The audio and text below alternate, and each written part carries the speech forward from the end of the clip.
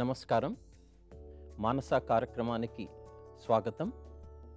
నా పేరు professor Mahesh Kumar Soma, area head soft skills and business communication, IBS Hyderabad. ఈరోజు నేను చర్చించబోయే విషయము గ్రూప్ డిస్కషన్. గ్రూప్ డిస్కషన్ అనేది సెలెక్షన్ ప్రక్రియలో చాలా ఇంపార్టెంట్ విషయము. వ్యాపార సంస్థల్లో ఉద్యోగాలకు కానివ్వండి, ప్రముఖమైన విద్యా సంస్థల్లో అడ్మిషన్ ప్రాసెస్లో కానివ్వండి, గ్రూప్ డిస్కషన్ అనేది ప్రప్రదంగా జరుగుతుంది. గ్రూప్ డిస్కషన్లో షార్ట్ లిస్ట్ అయిన వారిని నెక్స్ట్ రౌండ్ ఇంటర్వ్యూకు పిలుస్తుంటారు. ఈ గ్రూప్ డిస్కషన్ అనేది ఒక 10 నుండి 12 వ్యక్తులను ఆర్ పార్టిసిపెంట్స్ని 10 నుంచి 15 నిమిషాల వరకు ఒక టాపిక్ ఆర్ సబ్జెక్ట్ ఇచ్చేసి దాని గురించి చర్చించే విషయం అన్నమాట.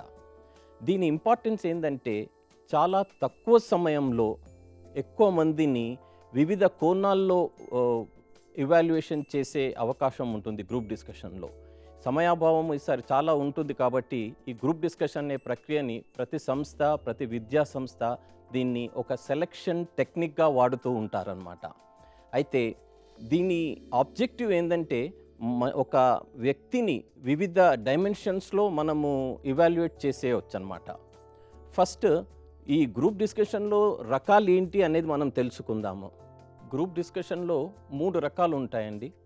ఒకటి టాపిక్ బేస్డ్ గ్రూప్ డిస్కషన్, రెండోది ఆర్టికల్ బేస్డ్ గ్రూప్ డిస్కషన్, మూడోది వచ్చేసి కేస్ బేస్డ్ గ్రూప్ డిస్కషన్. ఈ సామాన్యంగా మన సెలెక్షన్ ప్రాసెస్లో ఈ టాపిక్ బేస్డ్ గ్రూప్ డిస్కషన్ ద్వారా వ్యక్తులను సెలెక్ట్ చేస్తూ ఉంటారు. ఈ టాపిక్ బేస్డ్లో కూడా 2 రకాలు ఉంటాయి. ఒకటి నాలెడ్జ్ ఇంటెన్సివ్ గ్రూప్ డిస్కషన్ ఉంటుంది. అక్కడ సబ్జెక్ట్కి సంబంధించిన టాపిక్ ఇచ్చి దాని మీదన చర్చ జరగాలి అని చెప్పి చెప్తుంటారు. ఉదాహరణకు FDI in retail, FDI in education, cash reserve ratio for banks, ఇలా సబ్జెక్ట్ రిలేటెడ్ టాపిక్స్ ఇస్తే దాన్ని నాలెడ్జ్ ఇంటెన్సివ్ గ్రూప్ డిస్కషన్ అని అంటుంటారు. అలాగే నాన్ నాలెడ్జ్ ఇంటెన్సివ్ గ్రూప్ డిస్కషన్స్లో 2 రకాలు ఉంటాయి.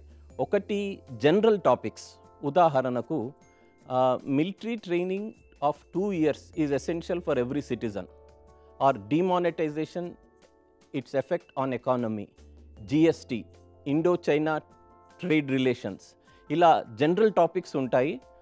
అది కాకుండా అబ్స్ట్రాక్ట్ టాపిక్స్ని కూడా గ్రూప్ డిస్కషన్లో ఇస్తుంటారు. ఈ మధ్య వివిధ విద్యా సంస్థలు కానివ్వండి, వ్యాపార సంస్థలు కానివ్వండి, ఈ అబ్స్ట్రాక్ట్ టాపిక్స్ ఇచ్చి ఈ వ్యక్తులను ఎవాల్యుయేట్ చేస్తున్నారు గ్రూప్ డిస్కషన్లో. ఉదాహరణకు zero, red, blue is better than red, ఇలా రకరకాల టాపిక్లు. ఈ మధ్య ఒక సంస్థ అయితే కంప్యూటర్ ఈజ్ ఎ ఫిమేల్ అని ఒక టాపిక్ ఇచ్చి దాని మీద డిస్కషన్ చేయమని చెప్పారు అట్లా. సో ఇవే కాకుండా కొన్ని సందర్భాలలో కేస్ బేస్డ్ ఒక సిచ్యువేషన్, ఒక ప్రాబ్లం ఇచ్చి దాని గురించి క్షుణ్ణంగా చర్చించాలి అని చెప్తుంటారు. అలాగే ఒక ఆర్టికల్, పేపర్లో వచ్చిన ఆర్టికల్ని ఇచ్చి దాని గురించి కూడా డిస్కస్ చేయమని చెప్తూ ఉంటారు.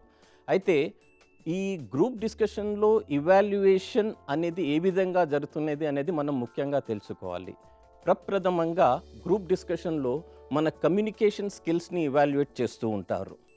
ఎందుకంటే ఒక మంచి సైకాలజిస్ట్ ఈ విధంగా అన్నారు, good communication is the common denominator for success in all professions. So group డిస్కషన్లో చర్చ జరిగేటప్పుడు మీరు ఎంత క్లుప్తంగా, ఎంత చక్కగా మీరు వివరిస్తున్నారో పాయింట్స్ అనేది చాలా ముఖ్యం.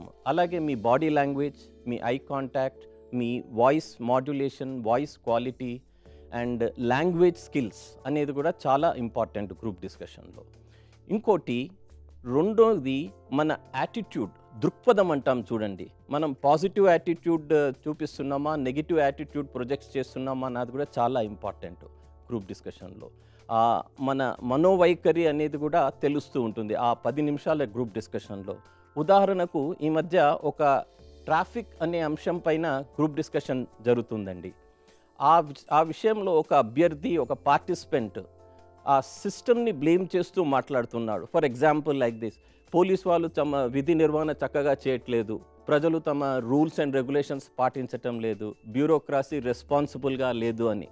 సో ఇదంతా ఒక నెగటివ్ వైఖరి, అదే ఒక కంప్లైనింగ్ యాటిట్యూడ్ ప్రొజెక్ట్ చేస్తూ ఉన్నారు. అటువంటిది కాకుండా ఈ సేమ్ పాయింట్స్ ఒక పాజిటివ్ యాటిట్యూడ్తో కూడా మనము డిస్కస్ చేయొచ్చు గ్రూప్ డిస్కషన్లో. ఫర్ ఎగ్జాంపుల్, ప్రజలు రూల్స్ అండ్ రెగ్యులేషన్స్ చక్కగా పాటించాలి, పోలీస్ తమ విధి నిర్వహణ పర్ఫెక్ట్గా చేయాలి, బ్యూరోక్రసీ పర్ఫెక్ట్గా ఉండాలి అని సేమ్ పాయింట్స్ ఇలా పాజిటివ్ ఎంఫసిస్ అంటాం. దీన్ని పాజిటివ్ వైఖరితో చెప్పడం వల్ల మనకు సెలెక్షన్ అయ్యే ఛాన్సెస్ చాలా ఎక్కువగా ఉంటాయి. మూడో point of evaluation in group discussion is our interpersonal skills. మానవ సంబంధాలు అంటుంటాం చూడండి. ఉదాహరణకు మనం ఒక పాయింట్ కానీ ఒక ఒపీనియన్ కానీ మనం గ్రూప్లో డిస్కషన్లో చెప్తూ ఉంటే అందరూ మన పాయింట్తో ఏకీభవించాలి అని కాదు. కొంతమంది మనల్ని వ్యతిరేకించవచ్చు, మనతో సహకరించకపోవచ్చు. అటువంటప్పుడు భావోద్వేగాలకు లోను కాకుండా, ఎమోషనల్ కాకుండా వాళ్ళని కన్విన్స్ చేయాలి ఓర్పుతో, నేర్పుతో. అది చాలా ముఖ్యం. అలాగే ఎదుటి వాళ్ళు చెప్పే విషయాలను కూడా మనము ప్రతిపాదించవచ్చు, లేక సమర్థించవచ్చు, ఆర్ సర్టెన్ టైమ్స్ వాటిని మనం కూడా వ్యతిరేకించవచ్చు. నార్మల్గా మనం ఏదో ఇష్టం ఉన్నట్టు వ్యతిరేకిస్తాము, బట్ గ్రూప్ డిస్కషన్లో ఎదుటి వారిని వ్యతిరేకిస్తుంటే మనం ఒక పద్ధతిలో మనం ఎటిక్వెట్స్ పాటిస్తూ వారిని వ్యతిరేకించాలి. For example, I beg to differ with you, your point is right, but I beg to disagree with you, my opinion is different. ఈ విధంగా చాలా చక్కగా, సౌమ్యంగా, బట్ వెరీ ఫర్మ్గా వాళ్ళతో చెప్తూ ఉండాలి.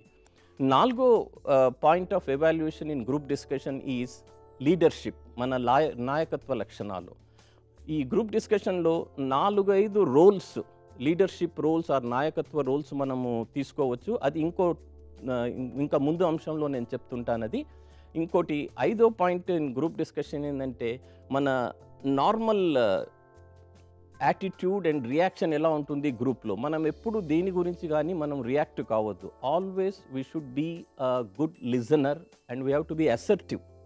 అసర్టివ్ అంటే మన దృఢ నిశ్చయం. ఏదన్నా పాయింట్ మనం అనుకున్నది చక్కగా ఎదుటి వారిని నొప్పించగలగకుండా చెప్పడం అసర్టివ్ స్కిల్స్. ఇది గ్రూప్ డిస్కషన్లో ఇది కూడా ఇవాల్యుయేట్ చేయబడుతుంది. అలాగే ఇప్పుడు మనము గ్రూప్ డిస్కషన్లో ఎటువంటి రోల్స్, ఎటువంటి రెస్పాన్సిబిలిటీస్ ఆర్ బాధ్యతలు స్వీకరించాలో దాని గురించి చెప్తుంటాను. The first role is of a contributor role అంటాం. ఈ కాంట్రిబ్యూటర్ అంటే ఆ టాపిక్ గురించి చాలా చక్కని అవగాహన కలిగి ఎంతో చక్కగా, సమర్థవంతంగా ఇతరులను ఒప్పించే విధంగా ఆ టాపిక్ గురించి మాట్లాడుతూ ఉంటాడు. చక్కటి పాయింట్స్ కాంట్రిబ్యూట్ చేస్తూ ఉంటాడు. అందుకే ఇతన్ని కాంట్రిబ్యూటర్ అంటారు. రెండో పాయింట్ ఏంటంటే కోఆర్డినేటర్. ఇది ఒక నాయకత్వ లక్షణం గ్రూప్ డిస్కషన్లో చూపించడానికి. కోఆర్డినేటర్ అంటే కొంతమంది గ్రూప్ డిస్కషన్లో ఎక్కువగా మాట్లాడి ఎదుటి వారికి అవకాశం ఇవ్వకుండా, కొంతమంది మాట్లాడాలనుకుంటుంటారు, మాట్లాడలేరు. అటువంటి దాన్ని కోఆర్డినేట్ చేయడమే కోఆర్డినేటర్ అని అంటుంటారు. మూడో లక్షణం, నాయకత్వ లక్షణము ఇనిషియేటర్. అంటే ఈ గ్రూప్ డిస్కషన్ జరిగే సమయంలో ఫస్ట్ ఒక 2 నిమిషాలు మన ఆలోచనలను సమీకరించుకోవడానికి టైం ఉంటుంది. ఆ తర్వాత 10 నుంచి 15 నిమిషాలు ఆ డిస్కషన్ చేయడానికి టైం ఉంటుంది. సో ఈ 2 నిమిషాలలో మన ఆలోచనలను సమీకరించుకొని ఆ టాపిక్ని ప్రారంభించి అందరికీ పరిచయం చేసి డిస్కషన్ ఏ విధంగా జరగాలి, ఈ గ్రూప్ డిస్కషన్కి ఒక దశ, దిశ అని నిర్దేశించగలిగే వ్యక్తిని ఇనిషియేటర్ అంటాము. ఇది ఒక నాయకత్వ role or a leadership role. కాబట్టి మనము న్యూట్రల్గా వ్యవహరించాలి ఈ ఇనిషియేషన్ చేసేటప్పుడు. మన పర్సనల్ ఐడియాస్, మన పర్సనల్ బయాస్ ఆ టాపిక్ గురించి ఎప్పుడు చెప్పొద్దు. ఫస్ట్ ఇంట్రడక్షన్ చేసిన తర్వాత, ఆ దశ, దిశ నిర్దేశించిన తర్వాత మన పర్సనల్ ఒపీనియన్స్ గురించి చెప్పవచ్చు, ఆ టాపిక్స్ గురించి. రెండో role in a group discussion is what you call summariser అంటారు. అంటే ఇప్పుడు 10 నిమిషాలు కానివ్వండి, 15 నిమిషాలు గ్రూప్ డిస్కషన్ జరిగినప్పుడు లాస్ట్ 1 మినిట్ ఆర్ 1.5 మినిట్స్ ముందు ఈ సమ్మరైజేషన్ అని తీసుకొని ఈ చర్చ ఏమేం జరిగిందో కంప్లీట్గా, క్లుప్తంగా సమీకరించి సంక్షిప్తంగా అందరికీ తెలియజేయాలి, without adding any personal opinions. ఈ సమ్మరైజర్ అనేది కూడా చాలా మంచి రోల్ గ్రూప్ డిస్కషన్లో. దెన్ ఎన్కరేజర్ అనేది ఇంకో రోల్ ఉంటుందండి గ్రూప్ డిస్కషన్లో. చాలాసార్లు చూస్తుంటాము గ్రూప్ డిస్కషన్లో కొంతమందికి మాట్లాడాలి అని ఉంటుంది, కానీ వారు కొంచెము ఒకలాంటి ఒక డౌట్తో, ఒక జంకుతో వాళ్ళు డిస్కస్ చేయడానికి రారు గ్రూప్ డిస్కషన్. ఆర్ ఒక్కోసారి వాళ్ళకి అవకాశం దొరకదు. అటువంటప్పుడు వారిని గ్రహించి ఎంతో చాకచక్యంగా వాళ్ళని ఎంకరేజ్ చేసి I want speaker number 3 to speak, I want speaker number 4 to share his ideas, ఇలా చెప్పి వాళ్ళని ఎంకరేజ్ చేయడంలో చాలా మంచి లక్షణం అది. దానివల్ల సెలెక్షన్ అయ్యే ఛాన్సెస్ చాలా ఉంటాయి. ఎందుకంటే చాలామంది నేనే మాట్లాడాలి, నేనే కాంట్రిబ్యూట్ చేయాలి, అంత రికగ్నిషన్ నాకే రావాలి అనే ఆలోచన వస్తుంది. కాబట్టి మీరు ఒక ఎంకరేజర్ రోల్ తీసుకున్నప్పుడు అది చాలా చక్కటి విషయం అండి అది. అలాగే ఛానలైజర్ అనే ఇంకో రోల్ ఉంటుంది గ్రూప్ డిస్కషన్లో.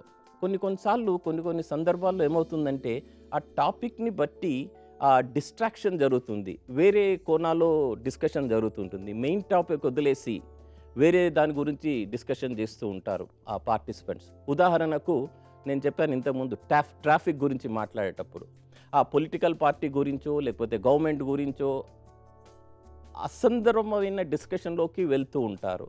అప్పుడు మనము ఆ వ్యక్తి ఎవరైతే అలా తీసుకెళ్ళా వారిని హైజాకర్ అంటాం. వారిని అప్పుడు మనం అసర్టివ్గా ఉండి దృఢ నిశ్చయంతో మన పాయింట్ ఆఫ్ డిస్కషన్ ఇది కాదు, మన point of discussion how to improve traffic అని చెప్పగలగాలి. That is called a channeliser role. అలాగే ఒక టాపిక్ని ఒక కొత్త కోణాలో ఎలా నడిపించగలగాలి, ఒక క్రియేటివ్గా ఆలోచించి దాన్ని కూడా ఛానలైజర్ రోల్ అంటారు.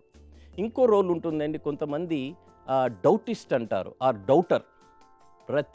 ప్రతి డిస్కషన్లో ప్రతి విషయానికి డౌట్స్ ఎక్స్ప్రెస్ చేస్తుంటారు, ఇది అవుతుందా కాదా అని. ఉదాహరణకి ఈ మధ్య మేము ఒక గ్రూప్ డిస్కషన్లో మన నార్త్ రివర్స్ తోటి సౌత్ రివర్స్ అనుసంధానం ఎలా జరగాలి అని ఒక డిస్కషన్ జరుగుతుంటే 10 లక్షల కోట్లు పెట్టి ఖర్చు పెట్టి ఈ టాపిక్ ఇది జరుగుతుందా అనే ఒక డౌట్ ఎక్స్ప్రెస్ చేస్తుంటారు. ఈ ప్రెజెంట్ జనరేషన్కి మీకు ఎటువంటి డౌట్స్ ఎక్స్ప్రెస్ చేయకుండా ఐ క్యాన్, ఇది నేను సాధించగలను అనే యాటిట్యూడ్తో ముందుకు పోవాలి. ఆ డౌట్స్ అనేది ఎక్స్ప్రెస్ చేయొద్దు. You can oppose the topic, మీరు డిసగ్రిమెంట్స్ ఉండొచ్చు, కానీ ఆ డౌటిస్ట్ అనే రోల్ మాత్రము తీసుకోవద్దు.